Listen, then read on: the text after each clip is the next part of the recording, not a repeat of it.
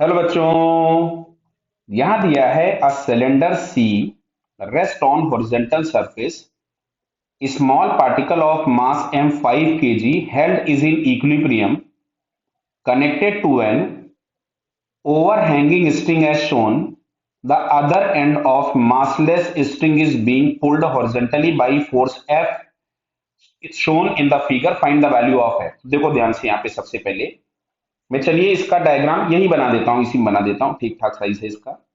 यहाँ पे हो जाएगा mg, एक नॉर्मल कोई होगा जो कि पास हो रहा होगा यहां से। अब यहाँ पे अगर हॉरिजॉन्टल में फोर्स F अप्लाई किया गया और ये गया नहीं है, मतलब यहाँ कहीं पे एक फ्रिक्शन लग रहा होगा। अब अगर हम इस स्फीयर की बात करें तो इस स्फीयर पे एक टेंशन T नीचे लग रहा होगा। क्लियर? अच्छा, पार्टिकल ए का मैं फ्री बॉडी डायग्राम अलग से बना देता हूं। तो इस पे mg नीचे होगा और टेंशन T ऊपर होगा, तो ये T इज इक्वल्स टू हम लोगों के पास हो जाएगा mg। अब सुनो बात को ध्यान से। अगर हम लोग देखें तो इसमें सबसे पहले तो हॉरिजॉन्टल फोर्स की अगर हम बात करें तो हॉरिजॉन्टल में एक F है और एक Fs है, तो दोनों सबसे पहले ये बराबर हो जाएंगे। यहां से अगर हम हॉरिजॉन्टल इक्विलिब्रियम की बात करें तो F बराबर Fs हो जाएगा और जो n है हम लोगों के पास उसकी वैल्यू हो जाएगी mg प्लस t के इक्वल। क्लियर है? जहां पे mg इसको हम कैपिटल M लिख देते हैं, एक काम करते हैं इसको हम कैपिटल M लिख देते हैं, नहीं कंफ्यूज मत हो जाइएगा, ये कैपिटल M। क्लियर है? तो ये जो मैंने mg यहां पे लिखा हुआ है इसको मैं कैपिटल mg कर देता हूं। बराबर है बेटा सभी को? ये मैंने सिलेंडर का मास कोई कैपिटल M ले लिया था।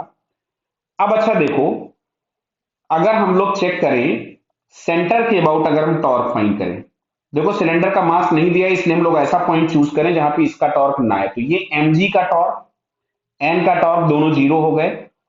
क्या आपको दिख रहा है कि ये जो f है वो क्लॉकवाइज घुमा रहा है और ये जो Fs होगा वो भी क्लॉकवाइज घुमाएगा। केवल जो n लग रहा, ये जो t लग रहा है उसका टॉर्क एंटी क्लॉकवाइज है। तो F के टॉर्क के लिए F into R plus Fs के टॉर्क के लिए Fs into R is equals to T into R. Clear है? तो यहां से हमारे पास हो जाएगा एफ आर।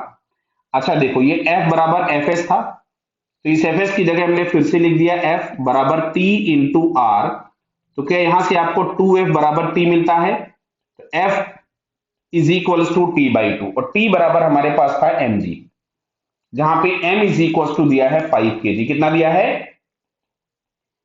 ये हो जाएगा 50/2, मतलब आपके पास आ जाएगा 25 न्यूटन। क्लियर है? बताइए। तो जो हमसे पूछा गया था कि find the value of F in newton, तो इसका आंसर हो जाएगा 25। क्लियर बेटा? Okay, all the best.